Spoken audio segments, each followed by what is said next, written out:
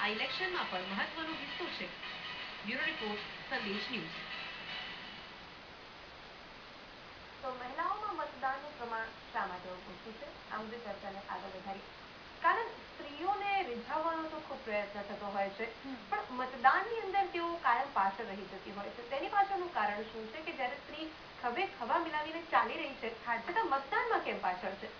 મને એવું લાગે છે કે જે સ્ત્રીઓનું મતદાન જે ઓછું ને ઓછું થતું જાય છે અને જે ટકાવારી ઓછી જ રહી છે પહેલેથી, એનું કારણ એ કહી શકાય કે આખો જે સામાજિક મુદ્દો છે એને ખરેખર તો એડ્રેસ કરવાની જરૂર છે. કોઈ પણ ફેમિલીમાં કે કમ્યુનિટીની અંદર આપણે જોઈએ, કોઈ પણ ડિસિઝન થાય, હવે ઘણી બધી જગ્યાએ આ પરિસ્થિતિ બદલાઈ રહી છે, પણ હજી પણ એવા ફેમિલીઝ છે જ્યાં સ્ત્રીઓને કહેવામાં આવે કે તારે નિર્ણય લેવાની શું જરૂર છે. ઘરમાં કોઈ નવી વસ્તુ લેવાની હોય કે બાળકોને સ્કૂલે મોકલવાના હોય, એ બધા ડિસિઝન્સ આપણા પુરુષ પ્રધાન સમાજમાં પુરુષોએ જ લીધા છે. અને જ્યારે વોટિંગ કરવાની વાત આવે ત્યારે પણ પછી સ્ત્રીને રહે છે કે મારા મતથી શું ફેર પડવાનું છે, હું શું ચેન્જ લાવી શકીશ.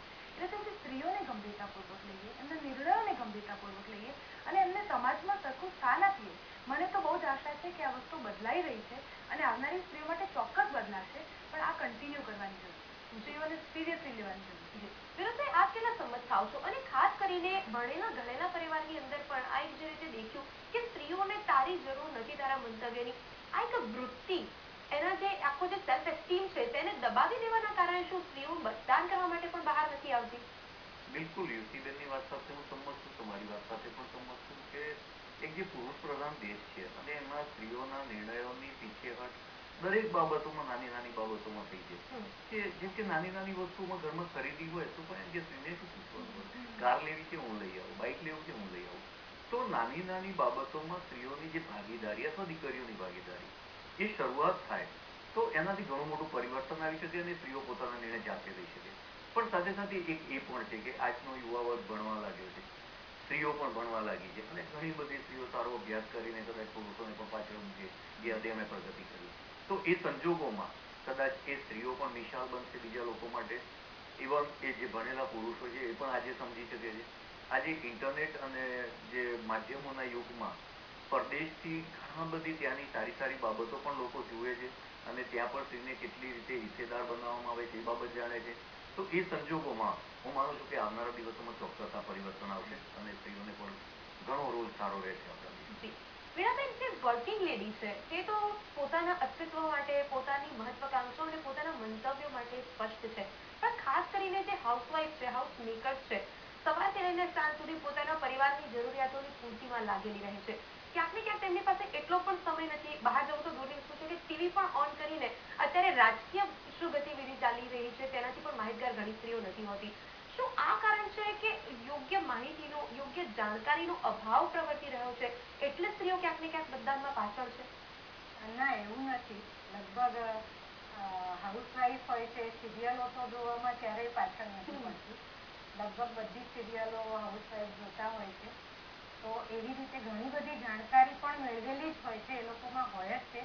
પણ હું ખાસ આનંદબેન સાથે સંમત છું કે એમણે કહ્યું એ કે એને એમ જ લાગે છે કે મારું કંઈ, મારા એક મતથી કંઈ બહુ મોટો ફેર નથી પડવાનો. એટલા માટે થઈને એ પોતે ટાળે છે, કારણ કે એને નાનપણથી જ એટલું બધું મહત્વ આપણા સમાજમાં આપવામાં નથી આવ્યું. એનો મત શું છે એને ઘરમાં પોતાને ખબર નથી. એક હાઉસવાઈફ તરીકે પોતે નથી જાણતી કે મારું મહત્વ શું હોવું જોઈએ. એટલે એ રીતે ચૂંટણીમાં પણ એવું જ થાય છે કે એના મતનો એને પોતાને ખ્યાલ નથી કે આ મારો અધિકાર છે, મારો હક છે અને મારી ફરજ પણ છે અને આ હક હું જતાવીશ કે આપીશ મત, તો એનાથી લોકશાહીમાં ઘણા બધા ફેરફાર મારા એક મતથી પણ થઈ શકે છે. કાનન, જો આપણે જોવા જઈએ કે સ્ત્રીઓની અંદર મતદાનનું પ્રમાણ ઓછું છે, એક સામાજિક કાર્યકરના હિસાબે અત્યાર સુધી તમે શું જોયું છે? શું શહેર અને ગ્રામ્ય પરિવેશની અંદર આ મતદાનની અંદર જે સ્ત્રીઓમાં ખાસ કરીને રેશિયો છે તેમાં ફરક છે? ગ્રામ્ય સ્ત્રીઓ ઓછું કરતી હોય અથવા શહેરની સ્ત્રીઓ ઓછું કરતું હોય, એવું કંઈ તમે જોયું છે? મને એવું લાગે છે કે સ્ત્રીઓના મુદ્દાઓ તો સ્ત્રીઓના મુદ્દાઓ છે, પછી ભલે ગ્રામ્ય હોય કે શહેર હોય. પરંતુ નોંધવાજનક બાબત તો એ છે કે ગ્રામ્યની અંદર ઘણી વખત સ્ત્રીઓ વધારે સજાગ હોય છે. ઘણી વખત એ પુરુષ સમાન, કારણ કે ડેલી લેબરર્સ જો આપણે જોઈએ તો જે ડેલી લેબરર પુરુષો કામ કરતા હોય છે એ જ કામ સ્ત્રીઓ કરતી હોય છે. પુરુષોએ જોયું છે કે અમારા જેવું જ આ કામ કરી રહી છે, અમારા જેટલું જ કમાઈ રહી છે. એટલા માટે એ જે સમાનતા છે એ કદાચ ગ્રામ્યમાં કે ઇવન જે અર્બન પુઅર છે એની અંદર જલ્દી આવી રહી છે. ભણેલા ગણેલાની અંદર આ રેશિયો કદાચ ઓછો છે, એ બહુ જ વિચારવા લાયક બાબત છે. બીજું એ છે કે જે રીતે સ્ત્રીઓ ગવર્મેન્ટ વિશે વિચારે છે, અમારા સ્ટડીની અંદર એવું બહાર આવ્યું કે સ્ત્રીઓનો જે બેઝિક સ્વભાવ છે ને એ સંવેદનાશીલ હોય છે, એ હંમેશા બીજાનું વિચારતો હોય છે, એ ટોલરન્સ લેવલ વધારે હોય છે. તો સ્ત્રીઓ વધારે વોટિંગ આપતી થશે ને તો આઈ થિંક આપણો સમાજ કદાચ જુદો લાગશે, કદાચ જે જાતના ડિસિઝન આપણે લઈએ છીએ એ ખરેખર બહુ જુદા હશે. એટલે એમ બહુ જરૂરી બને છે કે સ્ત્રીઓ પણ ઇક્વલી આગળ આવીને વોટ કરે.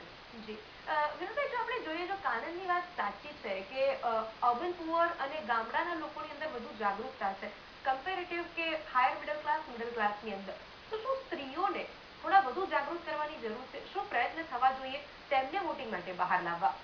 બિલકુલ. કદાચ આપણે સ્ત્રી પુરુષના ભેદભાવમાં ના પડીએ અને જે મતદાન ઓછું થાય તેના માટે વાત કરીએ, તો હું માનું છું એ સ્ત્રી હોય કે પુરુષ હોય, મારા મતે કોઈ બહુ મોટો ફેર નથી પડતો. એકચ્યુઅલી એ બનવું જોઈએ કે જેમ જેમ માણસ એક આ પ્રક્રિયામાં આવે છે મત આપવાની 18 વર્ષથી, તો 18 વર્ષથી શરૂ કરીને 19, 20, 21 જેને માણસ મતદાન કરે છે, જે માણસ ઉમેદવાર તરીકે ચૂંટીને મોકલે છે, એ ઉમેદવાર ચૂંટાયા પછી એક આ ભારતીય બંધારણ પ્રમાણે એક આપણો નેતા બને અને એ નેતા જે જગ્યાએ કંઈક ખોટું કરતો હોય, એવું નથી કે બધા નેતાથી સારું જ થાય, કદાચ એ નેતા ઈચ્છે કે મારે સારું કરવું છે પણ છતાં એનાથી પણ પૂરી દેખરેખ ના રખાતી હોય, તો દરેક એના જે પ્રશ્નો છે એની રજૂઆત એ યુવાનો કરી શકે, એ સ્ત્રીઓ કરી શકે, બહેનો કરી શકે અને એ રજૂઆત પ્રમાણે એના એક્શન લેવાય, તો કદાચ બહેનો હોય કે ભાઈઓ હોય કે યુવાનો હોય, એ બધાનો આ ચૂંટણીમાં રસ થતી રહે છે. આજે બને છે એવું કે એકવાર માણસ ચૂંટાઈને આવી જાય, એક કહેવામાં આવે છે કે આજે જે ચૂંટણીમાં મત માંગવા આવે એ 5 વર્ષ પછી બીજી વાર આવે. એનો અર્થ એમ કે વચ્ચેના દિવસોમાં એ માણસોની સંભાળ રાખતા નથી, એમના પ્રશ્નો અંગે રજૂઆતો નથી લેતા. ખરેખર તો એ વખતે એવું જ હોય કે આણે આ મુદ્દો ઉભો કર્યો, કોઈ પણ એ પ્રશ્ન હોય, શિક્ષણનો પ્રશ્ન હોય, ગટરનો પ્રશ્ન હોય, રોડનો પ્રશ્ન હોય, તો જ્યારે પણ કોઈ પ્રશ્ન ઉભો થાય ત્યારે એ નેતાએ હું કયા પક્ષનો છું અને આ કોનું કામ તે રીતે ના જોવું જોઈએ, પણ આ મારા ઉમેદવારનો, મારા વિસ્તારના ઉમેદવારનો પ્રશ્ન છે અને એ ઉમેદવારને એ રીતે જોઈને જો પ્રશ્નો હલ કરે તો એ નેતાઓ પ્રત્યે જો આત્મસન્માન વધે લોકોનું, એમની નૈતિકતા પ્રત્યે સન્માન વધે, તો ઓટોમેટિક લોકોમાં આ ઉત્સાહ જાગશે કે ભાઈ અમે જે આ વિસ્તારમાંથી નેતા ચૂંટીને મોકલ્યો હતો એ નેતાએ અમારી પૂરેપૂરી સંભાળ રાખી, અમારા પ્રશ્નો હલ કર્યા, અમે જ્યારે પણ રજૂઆત કરવા ગયા ત્યારે એને દરેક બાબતે અમને સાંત્વના આપી, અમારા પ્રશ્નો હલ કર્યા છે. તો એ પ્રકારનો ઉત્સાહ જે જોવા નથી મળતો લોકોમાં, એ પછી બહેનો હોય કે ભાઈઓ હોય કે યુવાનો હોય કે સ્ત્રી પુરુષ, એના કોઈ બહુ મોટા ફેર નથી પડતા. વીણાબેન, આપણે જેવી રીતે યુવાનોની વાત કરી, સ્ત્રીઓ માટે પણ એ જ વસ્તુ લાગુ પડે છે કે હદ સુધી તો સ્ત્રીઓ ભણે જ છે, જો એ વખતથી તેમને આ જાગૃતિ આપવામાં આવે. આપણે સ્કૂલ લેવલ ઉપર જોઈએ તો સાયન્સના પ્રોજેક્ટ થતા હોય છે, મેથ્સની માટેની પણ ઇન્ટર કોલેજ કે ઇન્ટર સ્કૂલ કોમ્પિટિશન્સ થતી હોય છે, કલ્ચરલ ગેટ ટુગેધર, એકબીજાની સંસ્કૃતિનું આપ લે, અહીંયા સુધી કે વિદેશથી અહીંયા આવે છે, અહીંના સ્ટુડન્ટ વિદેશ થાય છે, પણ આવી કોઈ પણ ગતિવિધિ કોઈ પણ સ્કૂલની અંદર પોલિટિક્સને લઈને જોવા નથી મળતી. આપણે જોવા જઈએ તો સિવિક્સને લગતા, સબ્જેક્ટને લગતા આપણી પાસે ચેપ્ટર્સ પણ ઓછા છે, જેની પૂરતી માહિતી નહીં, માત્ર સ્કોરિંગ સબ્જેક્ટની જેમ બાળકો તેને જોતા થઈ ગયા છે. ત્યારે એજ્યુકેશન લેવલ ઉપરથી તેમને પોલિટિક્સ માટે પણ જાગૃત કરવા, જેથી કરીને મતદાન માટે તો જાગૃત થાય, સાથે જો રસ નીવડે તો એક સારા નેતા તરીકે પણ તે લોકો બહાર આવી શકે. તે રીતે તેમને તૈયાર કરવા અત્યારે કેટલું અગત્યનું છે, ખાસ કરીને એજ્યુકેશન સિસ્ટમ ઉપર તેનો કેટલો વધાર છે?